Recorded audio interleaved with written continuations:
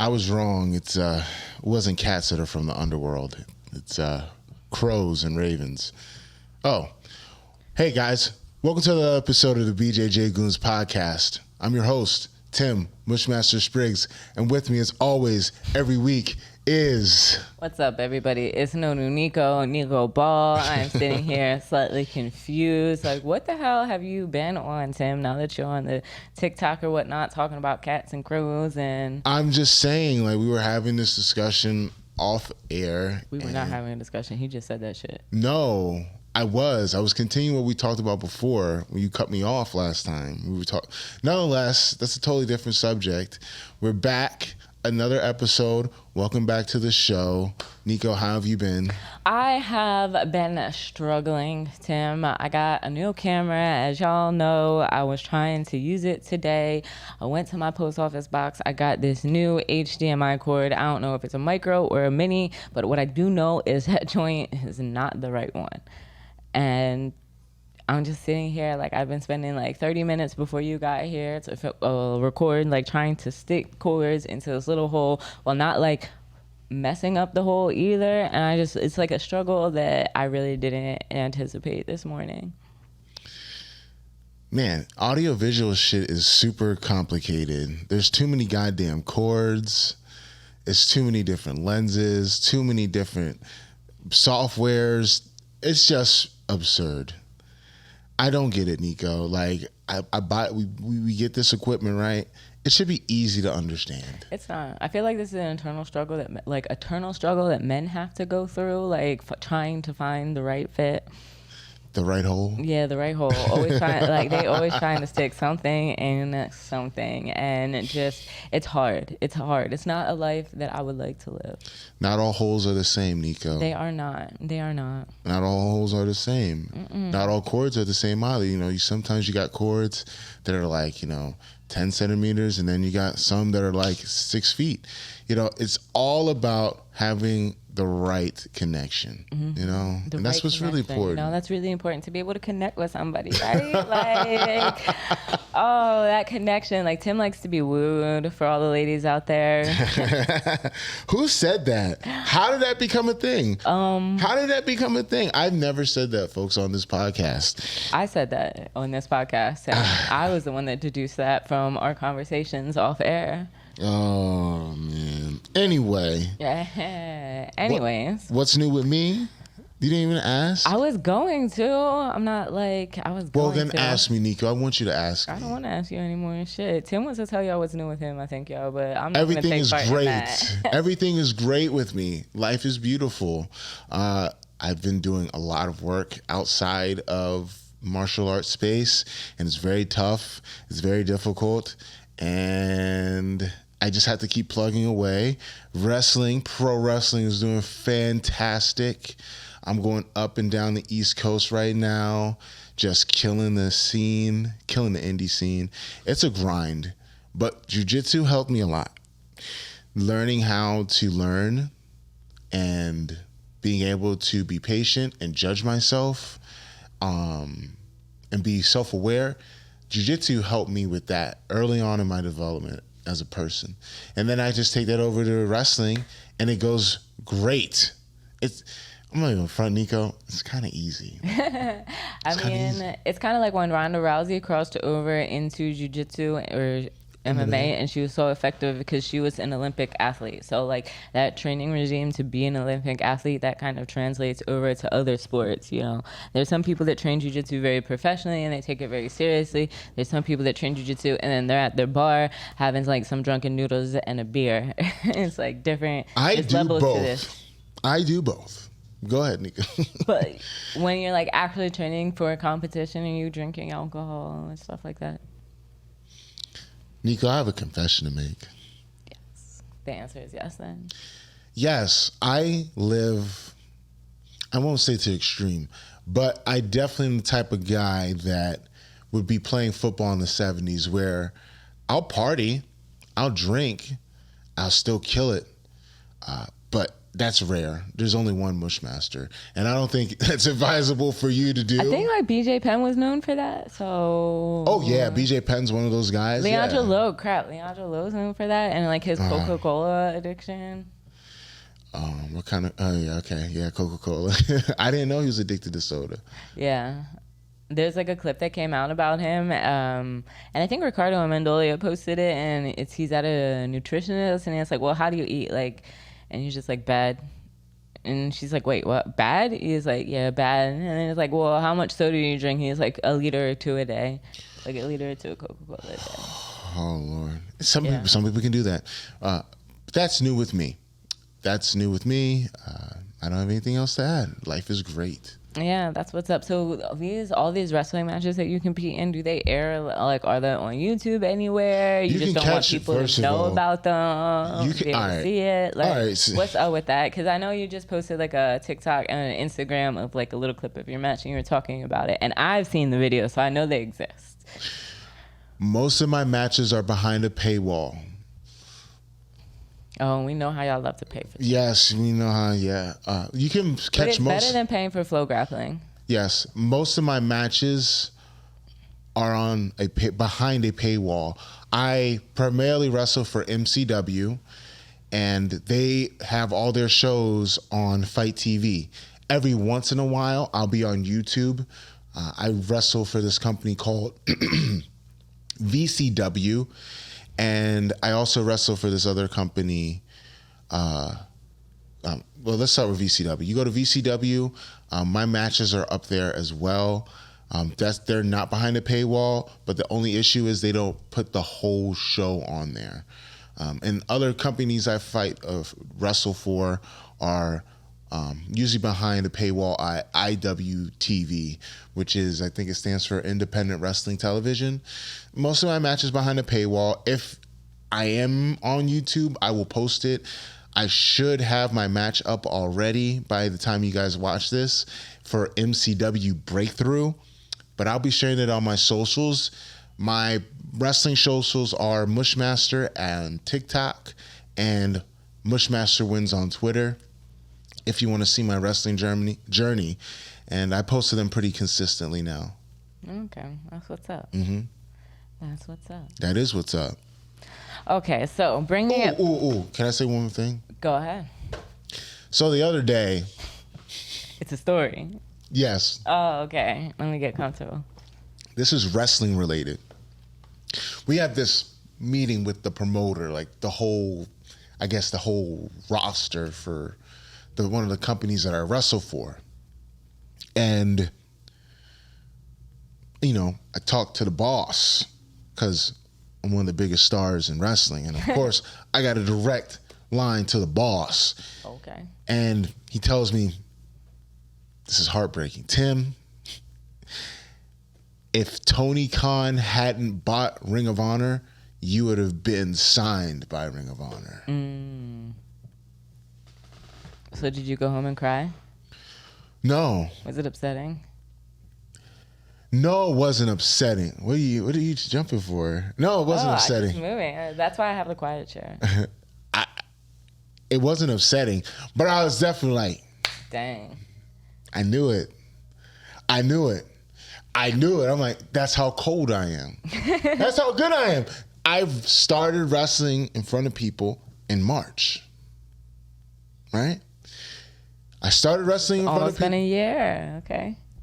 No. This March. Yeah. This March. My debut for MCW was in March 2022, and I would have been on one. They already wanted me for, at the time, top 3 biggest promotions in the country, in the world, arguably. Yeah. So good I am. I was like, shit. That's how good I am. Yeah, so you need to start showing a little bit more. You can't even it just popped in my mind. I'm like, damn. Yeah, that is what's up, though. No, I was like, that would have been cool. That would have been a nice little check. Are you still training martial arts 2 times a week? I have not this week, but that's because this is my first week back from straining my pec. After Muay Thai... Pretty Boy strained his pec. Okay. No, let me tell you. I was lifting, doing Muay Thai, doing jiu-jitsu, doing pro wrestling, and at the end of like, I think it was like a Thursday night, we were doing pad work. I go in the locker room, my left pec is bigger than my right pec, and it's swollen. Like, it's like, so yeah, I was like, oh well. He's like looking at himself in the mirror. How many of y'all, when you're done your workout, go in, take your little selfies, get your Instagram stories popping? No selfies, but I admire myself in the mirror because I'm proud of myself. I'm so damn proud of Tim Spriggs. I'm so damn proud of Mushmaster. And I want to look in the mirror. And in the mirror, I noticed my left pec was bigger than my right pec. And I was like, well, I don't want to tear this shit because that's expensive, because in America, we don't have health care. So I said to myself, I'm going to take some time off. So this is my first week back from my pec being injured. And I've started lifting weights again. And, I feel good. So now, to answer your question, I have not done 2 or 3 nights a week. I will next week. I promise. I promise. Okay. He's going to get it in. I'm trying to get him to come to an open mat that I'm going to be hosting in DC. But today we're going to talk a little bit about training because I also haven't been back to TLI training normally. But I do get in some open mats during the weekends, like Friday, Saturday, Sunday. High style, sometimes I roll in with some other people like Zach from TLI, Zach and Muhammad, they came through. So Friday, I'm going to train. I catch a ride with one of the owners. And, at High Style, they're always listening to music. It's generally one person that comes in and they'll put it on their Spotify. And they'll put on like a wide array of music, whether it's like African drums to like New York drill to Spanish music. But it's like kind of one person that generally handles the music. But we get there first. We're not the people that generally handle the music. So I go to connect to the radio, and I generally don't like playing my music. I don't like the responsibility. I don't like, it's a lot of responsibility to be on the aux cord, even though it's all Bluetooth now. And I definitely listen to a lot of Angolan rap. So what I wanted to talk about, and here's what he said. He's like, yo, I'm trying to have a good time, and I don't want these guys getting too hyped. So, put on something that's like, okay, but like that's not gonna get them too rowdy. So what I wanted to talk about is, like what kind of music do you use to set the tone, or can you really control the tone of like certain people or certain fighters in certain situations? Like in that situation, what I did is like, because again, most of my music is like not in English, or it's like old school. It's not like the best to train to. So I put on like some Brazilian. It's kind of like Shango, like laid back, almost like reggae, but nobody can understand it. And I had to switch over to a station. Like, do you really trust, like, you don't have an iPhone. What do you listen to music on? I listen to music on my phone. But like app wise, Tim? Spotify. Okay, Spotify. So like on Apple Music, like what you can do if like you pick a song that you like, you can do this thing like create a station using this song, and it will like give you suggestions. Like it'll play music similar to that song. Can you do that on Spotify? Yes. Okay, so it's like I did that. So it's like kind of hit or miss. Like every now and then like a little girly song would come on and I would try to change it. And like I feel like it works because, one of the Savage Beasts that like he was telling me to calm down, like, because he always goes, he's like the hype man of the gym. He kept asking, he's like, yo, who's playing this music? Who's playing this music? And I'm like avoiding him because like I know he wants me to change it. He wants me to put on like some reggaeton so like he can go wild. And it's like, who's playing this music? I was like, it must really be working like it, because like he can't get into the music and start like crushing people, like, because it's too like laid back and chill. But he eventually figured it out with me and made me change it to Bad Bunny. Well, music is a huge part of the ritual in training. What we do during Worlds Camp or a big tournament or just those nights where it needs to be serious, we play Tupac, DMX, and Phil Collins. I think y'all fight over it though too. Like, I think there's like a division in the music at the gym, because I've seen it like because Sadiq will run through and be like, nah, like you can't play the music, your music sucks. Because like I feel like the music you said kind of aligns with like Sadiq's taste, like throw in a little Kanye. Yeah, Sadiq Yusuf likes the more traditional hip hop, classic hip hop, mainstream hip hop vibes. So do you recall any times of like conflict over the aux chord to get that World Camp vibe? No, it is set in stone. We're playing Tupac and DMX and In the Air Tonight by Phil Collins. That's it. And In the Air of the Night. Who put that one in? It's a very serious song. In the Air Tonight by Phil Collins. That's a tone setter. That's like we're going to war. I'm not saying it's not. I was just wondering if it had any origins, like as to who added it to the playlist. Because Master Lloyd, that's like because Master Donnie is like classic with his like songs, his entrance songs, his theme songs for individual people. So I wasn't sure. I was trying to get a little. Corey and Malachi have very good ones. Yeah, so I was just trying to get a little input, like if you guys knew. So like, okay, that's interesting. So that's a World's Camp, very traditional. Very traditional. At Crazy 88, Julius, he plays the most random music, and his goal for years has been to create the most random Pandora playlist. Just like, Pandora, they just remember everything you play. So he'll play it, and there'll be just random songs. One song, it'd be hardcore rap. Next song could be classic 90s pop music. Then it could be piano, like Mozart be playing in the room. Sometimes he would play white noise. It's not a band white noise, like actual white noise. Like, I could see him doing that. But that helps with focus, I think. And it keeps people from being nuts. Because if you play certain music, people are going to go fucking insane. Yeah, that's true. And it's funny what you said that about Julius playing like anything, because I don't often go over there, and I guess it would be like Master Julius, Professor Julius.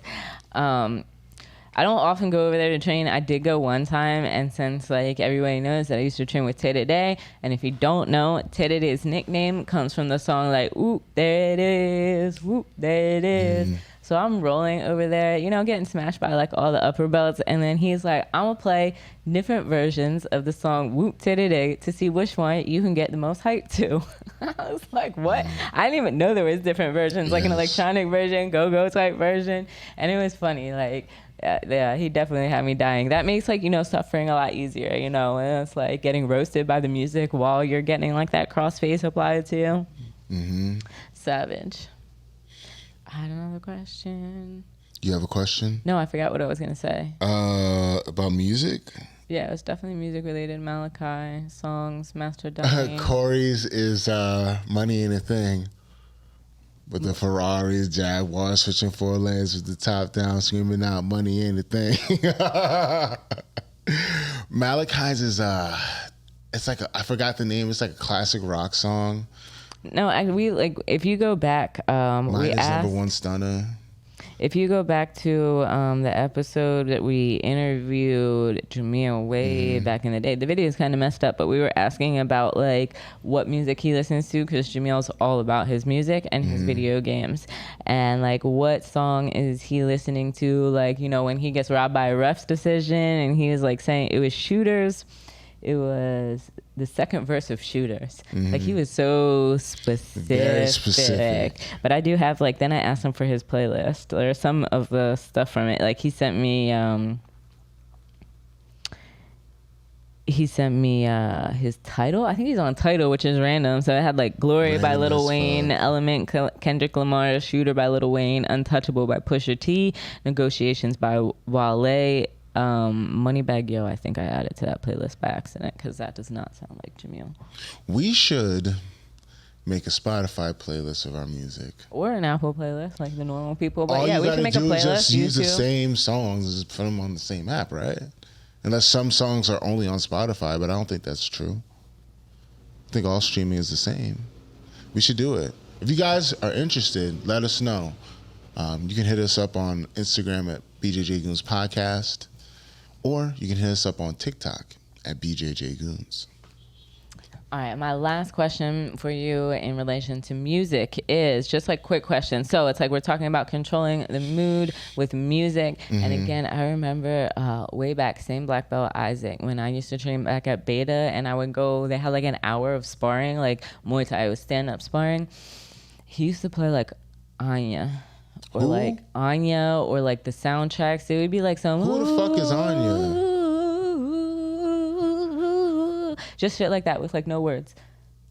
Like whale Like you music? were going on a quest. Like you were the Hobbit going on a quest. The soundtrack that would be bumping in the background, it would like kill me because it was like boring as hell, and I hated him for putting on that music. And it wasn't actually till recently during the pandemic that he mentioned that the only reason he did that was because people would get buck wild in that class, like sparring. He's like, I need to calm down, so he put on like this horrible music. Yeah. I love the idea. It's similar, I think, to what Julius does. Also, maybe just fuck with our heads because he's a psychology major from Cornell.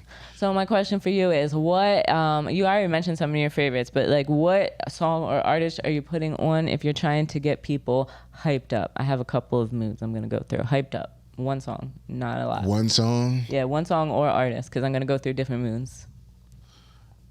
Ride with my niggas. Ride with my niggas. Fuck them other niggas because I died for my niggas. All right, what song are you doing if you have to do through a lot of meticulous, repetitive drilling and really focus on the technique? Classical music.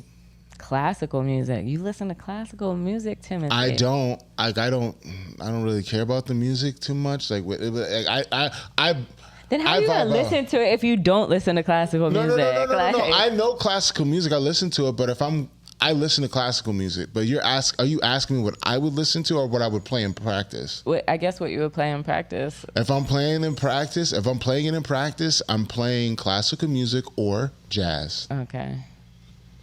I'm probably playing something like old school hip hop, like a Tribe Called Quest. Really? Yeah. We're talking meticulous. I mean, I guess. It's because I'll just like, it's the beat. I listen to the beat. The words will kind of just go out. And then it's like, I don't know. Because like I need the movement. Like I like to lock in techniques to like certain movements. So like classical movement, like I don't see anything there. I don't feel anything there. So like, I don't know. I need a decent beat to lock things into. So that's why I would go with something like, a little, but yeah. And then the last one is, what are you trying to do if you're trying to keep people from going crazy? Like just calm, like it's open mats. They're going to be fighting, but you don't want them killing each other. You don't want them killing each other. It's an open mat. You don't want them to kill each other. That's a good one, Nico. Well, I would use the same ones I use for meticulous sparring, but to throw a wild card to like really, because most of the time it's going to be dudes on the open mat and you want to kind of like mind fuck them real good, play some Britney Spears. That's really weird. But yeah, because the guys can't be work.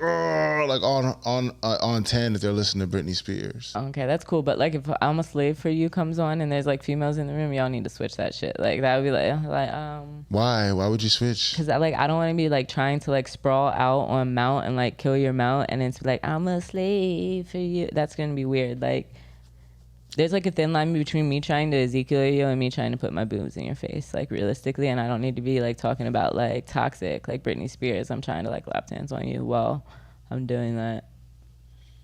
Wow. Okay. It's weird. Like I can do it. It's weird because you can do it like a rap or like funky. Because like funky would be like, yeah, like sit on a drug trafficker's dick, and that's cool.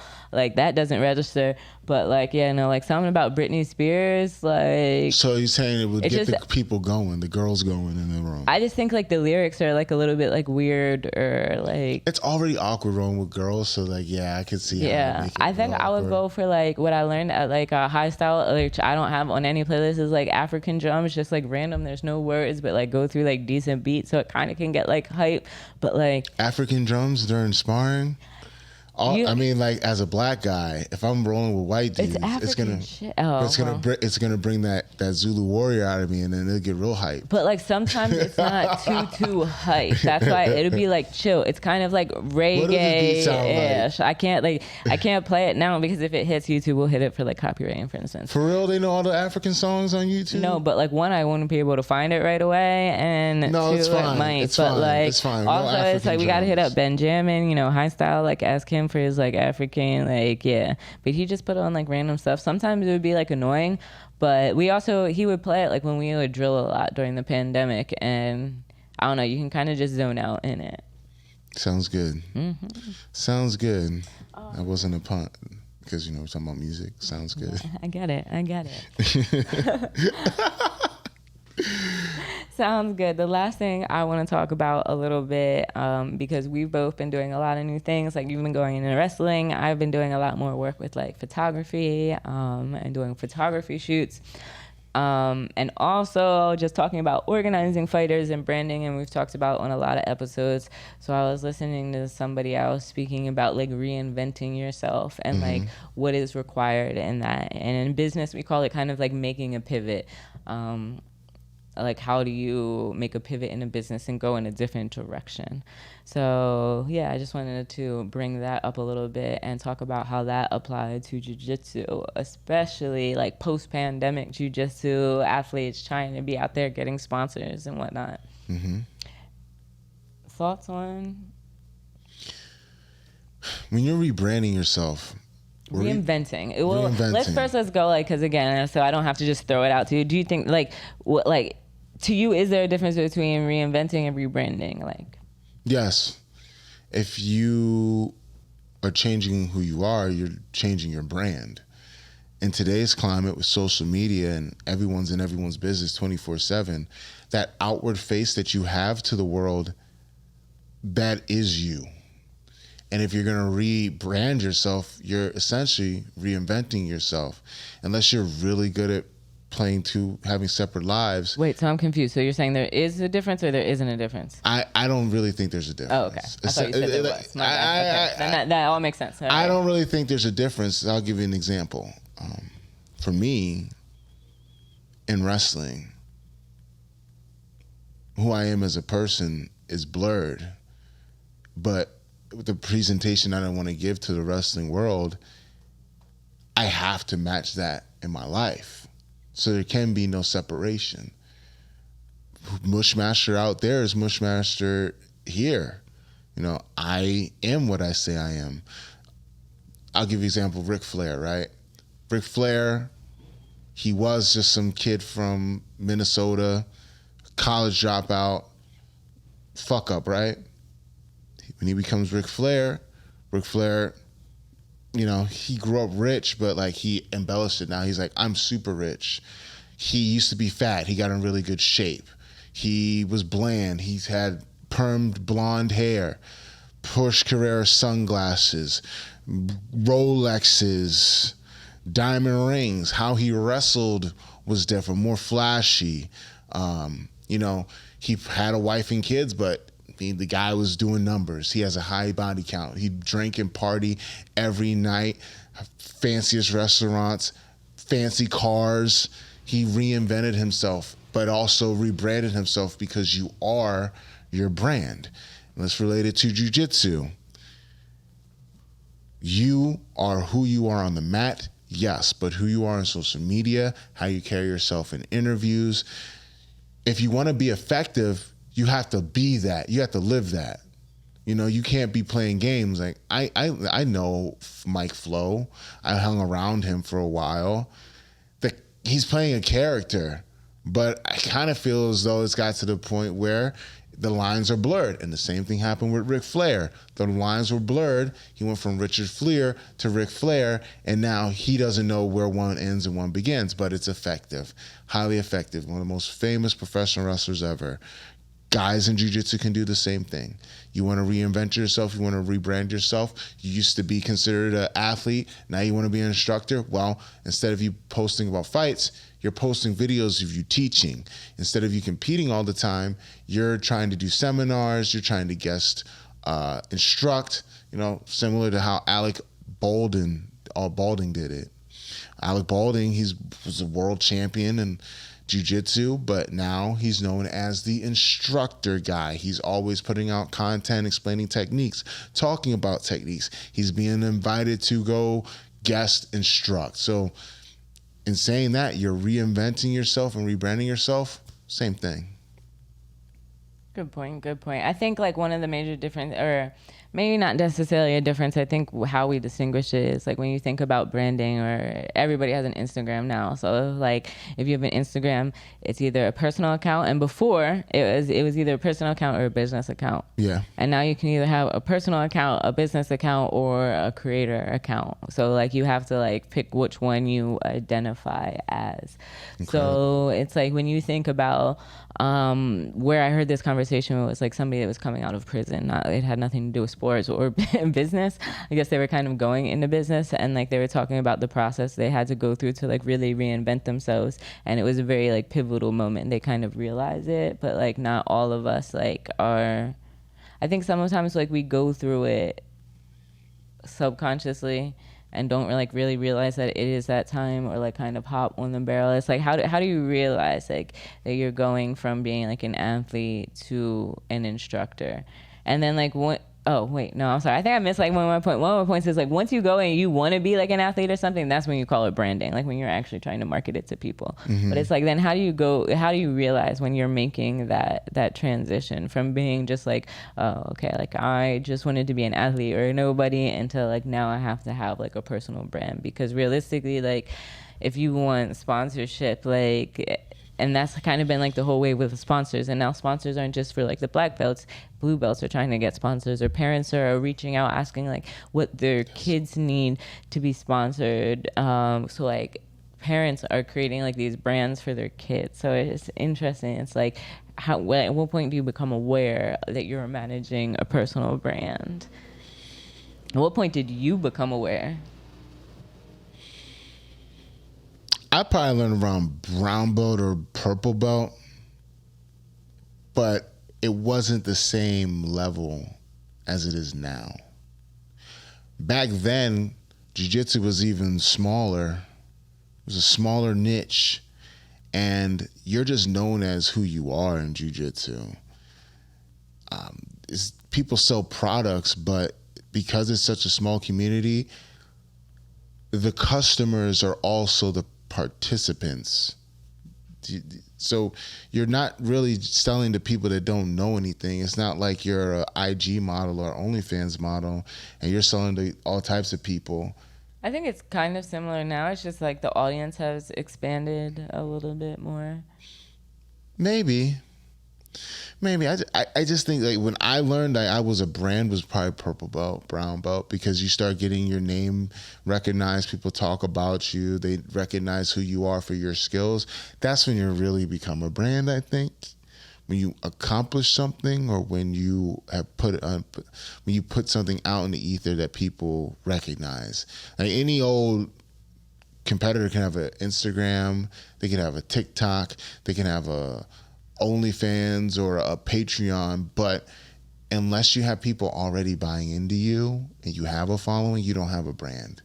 Because if a tree falls in the forest and no one's there to watch or hear, does it make a sound? Mm-hmm. But like sometimes I think people go through that process of trying to reinvent themselves in order to become more interesting to a more wider variety of people. So it's like in a personal sense, like that's like you trying to get a following, whether it's on social media or not. So it's like a process of evolution. Like at some point you need to be able to develop. Like I remember like this year, that was kind of been one of my business goals, is being able to develop into the person that's able to like receive the blessings that I deserve. But it's like, you can think about that, and it's like I've gone through this whole year thinking about like, all right, how can I learn to be like a better like company owner and like manage these people that work with me better, and like how can I train better? But I think like one thing that like I've kind of left out is like my personal brand, because I've always focused on like, you know, branding like my company. Like I have Favela Jiu-Jitsu and I have Today Kids Project, and like I just like to compete, like, and for me like especially because like nobody ever wants to like.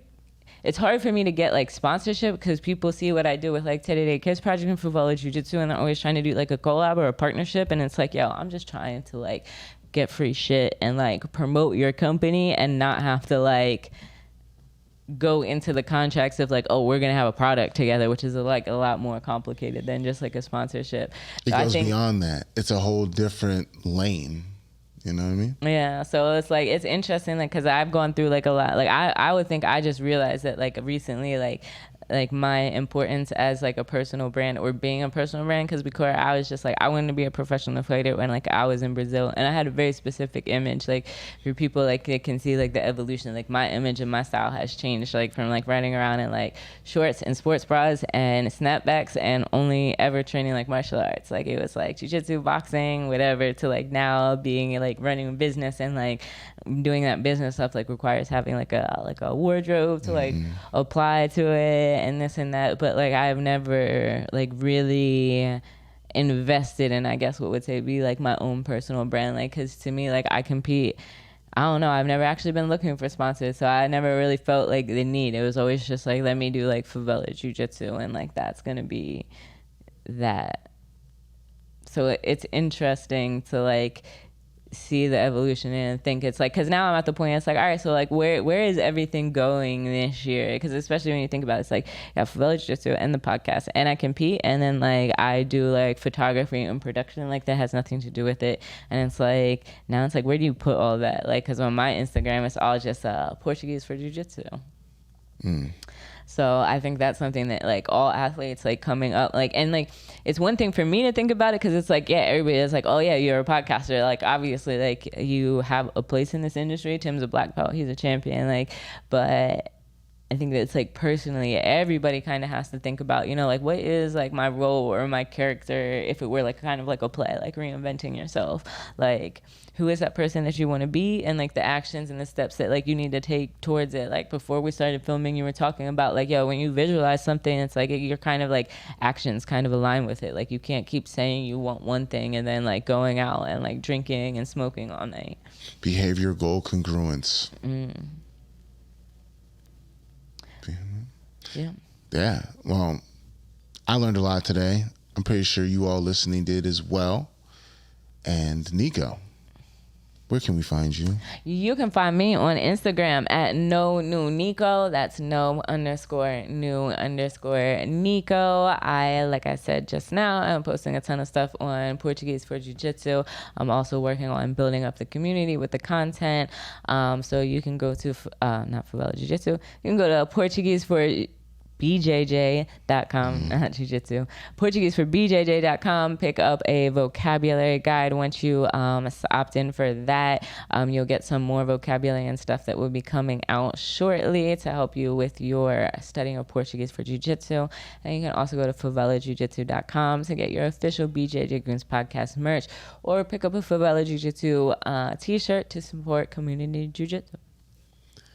First and foremost, if you love this episode and the BJJ Goons podcast, you'll love the BJJ Goons Patreon. Go to patreon.com/BJJ Goons, and we have bonus episodes. We have town halls. We even have match breakdowns of the latest and greatest in martial arts by yours truly, Black Belt World Champion Tim Mushmaster Spriggs. But if you want something a little bit more specific to you, you can go to timspriggsbjj.com for a match critique, or I can create your game plan for you. Also at timspriggsbjj.com, if you are a school owner or an individual that wants some lessons from me, I do private lessons and seminars. Just go to timspriggsbjj.com. As far as social media, you can catch me at timspriggsbjj on Facebook and on Instagram. My Twitter is Mushmaster Wins, and if you want to catch me on TikTok, it's at TikTok at Mushmaster. On behalf of Nico, I'd like to say thanks for watching, and until next time,